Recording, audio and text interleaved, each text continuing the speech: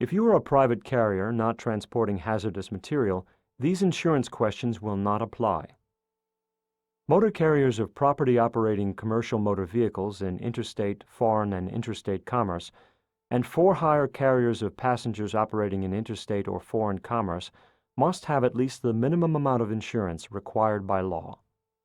The carrier is required to have a financial responsibility form, like the MCS 90 or MCS 90B, on file issued by the insurance company.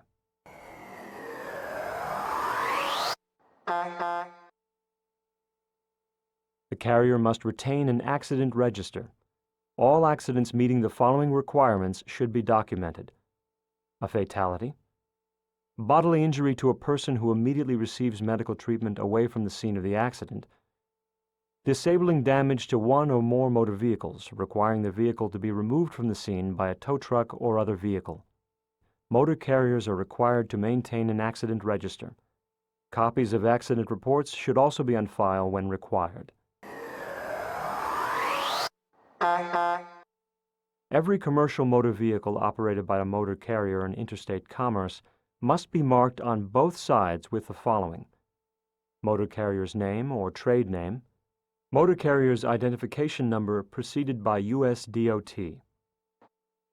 These markings must be visible from 50 feet and displayed in a contrasting color. Carriers are required to either obtain a printed copy of the Federal Motor Carrier Safety Regulation Manual or have Internet access to the Federal Motor Carrier Safety Administration website. Drivers must meet these qualifications to be qualified to drive a commercial motor vehicle. Be in good health and physically able to perform all duties of a driver. Be at least 21 years of age.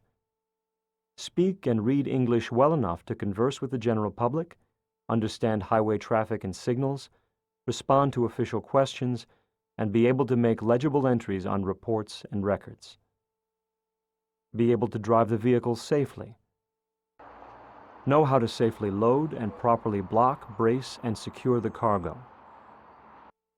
Have only one valid commercial motor vehicle operator's license. Provide an employing motor carrier with a list of all motor vehicle violations or a signed statement that driver has not been convicted of any motor vehicle violations during the past 12 months. A disqualified driver must not be allowed to drive a commercial motor vehicle for any reason. Pass a driver's road test or equivalent. Complete an application for employment. Possess a valid medical certificate. All drivers that operate for a company, including an owner that also performs the duties of a driver, must have a qualification file. This file must contain the following: driver's application for employment. A person will not be allowed to drive a commercial motor vehicle unless he or she has completed and signed an application for employment. Inquiry to previous employers, 3 years. An investigation of the driver's employment record during the preceding 3 years. This investigation must be made within 30 days of the date his or her employment begins. Inquiry to state agencies, 3 years. The driver's driving record from the preceding 3 years. This investigation must be made within 30 days of the date his or her employment begins. Inquiry to state agencies, annual. Request driving record annually for each driver. Annual driver's certification of violations. At least once every 12 months, a motor carrier must require each driver that it employs to prepare and furnish it with a list of all violations of motor vehicle traffic laws and ordinances during the previous 12 months. Note: drivers who have provided information required by Section 383.31 need not repeat that information in this annual list of violations. Annual review of driving record. At least once every 12 months, a motor carrier must review each driver's record. A note stating the results of this review shall be included in the driver's qualification file. Driver's road test certificate or equivalent. A person must not be allowed to drive a commercial motor vehicle until he or she has successfully completed a road test and has been issued a certificate or copy of the license or certificate which the motor carrier accepted as equivalent to the driver's road test, pursuant to Section 391.33. Medical examinations. The driver must pass a medical examination conducted by a licensed healthcare professional. This examination covers 13 areas which directly relate to the driving function. In the case of failed vision or hearing, insulin-using diabetes, and epilepsy, the medical examiner may not grant a medical certificate. This medical certificate must be carried at all times and must be renewed every 2 years.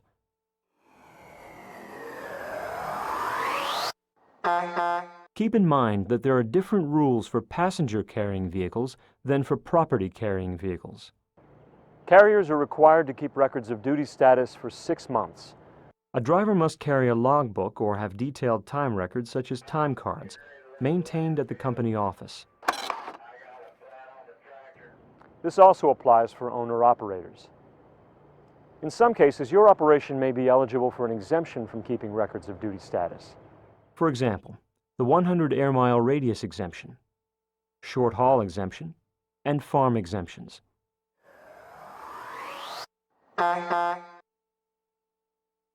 These rules are subject to the exceptions and exemptions in Regulation 395.1. No motor carrier shall permit or require, nor shall any driver operate, a property-carrying commercial motor vehicle more than 11 cumulative hours following 10 consecutive hours off-duty, or for any period after the end of the 14th hour after coming on duty following 10 consecutive hours off-duty, except when a property-carrying driver complies with the provisions of 395.10 or 395.1E2. No motor carrier shall permit or require, nor shall any driver operate, a property-carrying commercial motor vehicle, regardless of the number of motor carriers using the driver's services, for any period after having been on duty 60 hours in any period of 7 consecutive days, if the employing motor carrier does not operate commercial motor vehicles every day of the week, or having been on duty 70 hours in any period of 8 consecutive days if the employing motor carrier operates commercial motor vehicles every day of the week. Any period of 7 consecutive days may end with the beginning of any off-duty period of 34 or more consecutive hours, or any period of 8 consecutive days may end with the beginning of any off-duty period of 34 or more consecutive hours. Drivers of property-carrying CMVs, which do not require a commercial driver's license for operation and who operate within a 150 air-mile radius of their normal work reporting location, may drive a maximum of 11 hours after coming on duty following 10 or more consecutive hours off-duty, are not required to keep records of duty status, rods, or logs, may not drive after the 14th hour after coming on duty 5 days a week or after the 16th hour after coming on duty 2 days a week. Employer must maintain and retain accurate time records for a period of 6 months showing the time the duty period began, ended, and total hours on duty each day in place of rods or logs. Drivers who use the above-described short-haul provision are not eligible to use 100 air-mile provision 395.1E or the current 16-hour exception in 395.10.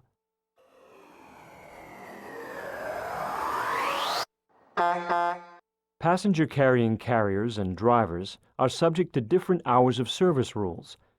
These operations must comply with the hours of service limitations specified in 49 CFR 395.5. No motor carrier shall permit or require any driver they use to drive a passenger-carrying CMV, nor shall any such driver drive a passenger-carrying CMV more than 10 hours following 8 consecutive hours off duty or for any period after having been on duty 15 hours following 8 consecutive hours off duty. No motor carrier shall permit or require a driver of a passenger-carrying CMV to drive, nor shall any driver drive a passenger-carrying CMV, regardless of the number of motor carriers using the driver's services, for any period after having been on duty 60 hours in any 7 consecutive days if the employing motor carrier does not operate commercial motor vehicles every day of the week, or having been on duty 70 hours in any period of 8 consecutive days if the employing motor carrier operates commercial motor vehicles every day of the week. You will need to refer to the Federal Motor Carrier Safety Regulations for a more detailed explanation of these rules and possible exemptions. These regulations deal with general operation of commercial motor vehicles. The motor carrier should ensure that drivers operate CMVs in accordance with the laws, ordinances, and regulations of the jurisdiction in which they are operating. The motor carrier should ensure that drivers always properly distribute and secure any cargo. The motor carrier should ensure that no driver operates a CMV while under the influence of or in possession of intoxicating beverages, narcotic drugs, amphetamines, or any other substances capable of impairing the driver's ability to safely operate the motor vehicle.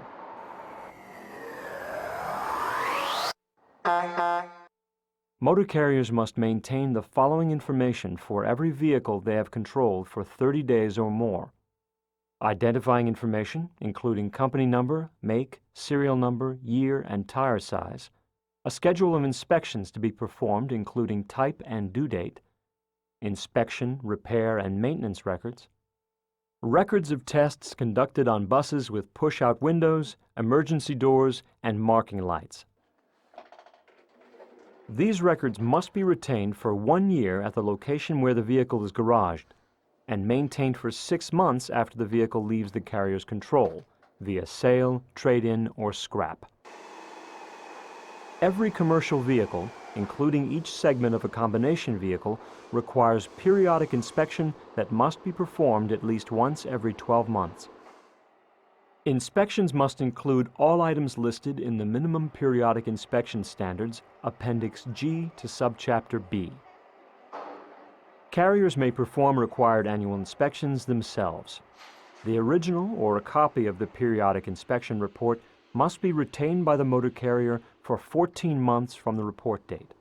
Motor carriers must ensure and document that persons performing annual inspections are qualified.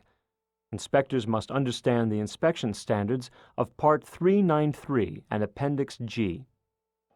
At the completion of each day's work, every driver must prepare a driver vehicle inspection report, otherwise known as a DVIR, or post-trip inspection. This report will be prepared for each vehicle driven. This report must cover at least the following parts and accessories: service brakes, including trailer brake connections, parking handbrake, steering mechanism, lighting devices and reflectors, tires, horn, windshield wipers, rear view mirrors, coupling devices, wheels and rims, emergency equipment. Carriers must keep the original post-trip inspection report and the certification of repairs for at least 3 months from the date of preparation. Before driving the vehicle again, the driver should review the previous day's DVIR and be satisfied that the vehicle is in safe operating condition. This process ensures that defects and deficiencies are corrected.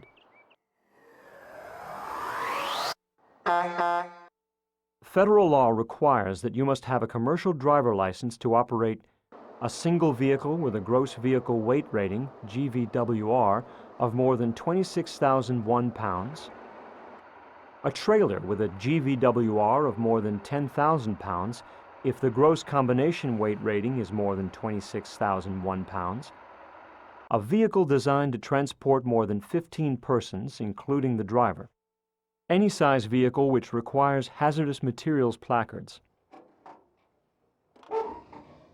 Carriers must ensure that their CDL drivers have a current operating license that is properly classed and endorsed.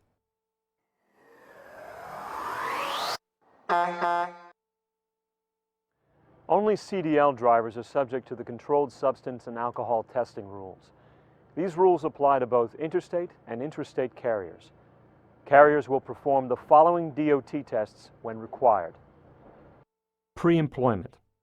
No employer shall allow a driver to perform a safety-sensitive function until they have received the negative controlled substance test result. Post-accident. As soon as practicable following an accident involving a CMV operating on a public road in commerce, each employer shall test for alcohol and controlled substances each surviving driver who was performing safety-sensitive functions with respect to the vehicle if the accident involved the loss of human life, or who receives a citation under state or local law for a moving traffic violation arising from the accident, if the accident involved bodily injury to any person who, as a result of the injury, immediately receives medical treatment away from the scene of the accident, or one or more motor vehicles incurring disabling damage as a result of the accident, requiring the motor vehicle to be transported away from the scene by a tow truck or other motor vehicle. If a test required by this section is not administered within 2 hours following the accident, the employer shall prepare and maintain on file a record stating the reasons the test was not promptly administered. If a test required by this section is not administered within 8 hours following the accident, the employer shall cease attempts to administer an alcohol test and shall prepare and maintain the same record. If a test required by this section is not administered within 32 hours following the accident, the employer shall cease attempts to administer a controlled substances test and prepare and maintain on file a record stating the reasons the test was not promptly administered. Random. Companies are to randomly test drivers at a minimum annual percentage rate of 10% of the number of drivers for alcohol testing and 50% for controlled substances testing. The random alcohol test must be performed immediately prior, during, or immediately after a driver is about to or has performed a safety-sensitive function as defined in Section 382.107. All drivers must have an equal chance of being selected each time a selection is made. The carrier must use a scientifically valid method to make this selection. This can include a random number generator or a computer program that will randomly pick drivers. An owner-operator must belong to a consortium to satisfy the regulation for random testing purposes. Reasonable suspicion. An employer shall require a driver to submit to an alcohol and/or controlled substances test when the employer has reasonable suspicion to believe that the driver has violated the prohibitions concerning alcohol and/or controlled substances. The employer's determination that reasonable suspicion exists must be based on specific, contemporaneous, articulable observations concerning the appearance, behavior, speech, or body odors of the driver. The required observations shall be made by a supervisor or company official who is trained in accordance with 382.603. Return to duty. Each employer shall ensure that before a driver returns to the performance of a safety-sensitive function, the driver shall undergo a return to duty test. Alcohol tests must indicate an alcohol concentration of less than 0.02. The return to duty controlled substances test must indicate a verified negative result for controlled substances use. If a currently employed driver tests positive for a controlled substance or alcohol, you should immediately have that driver cease driving. Joe, this is Matt from the Safety Department. Listen, I have your drug test results back from your random drug test. They came back positive. What I'd like you to do is stay at the location where you are, there at that truck stop. In 3 to 4 hours, I'll have a relief driver to you. Let him take the load forward, and I'll have somebody bring you back to the office. Do you understand me? That driver cannot drive again until he has seen a substance abuse professional and you have received a negative return to duty test. Your own company policy will dictate whether or not you retain this driver's services. Follow-up. The substance abuse professional will establish a follow-up testing plan. The employer must ensure that the follow-up testing plan is carried out. A minimum of 6 tests must be conducted in the first 12 months, and the driver may be subject to this test for a maximum of 60 months.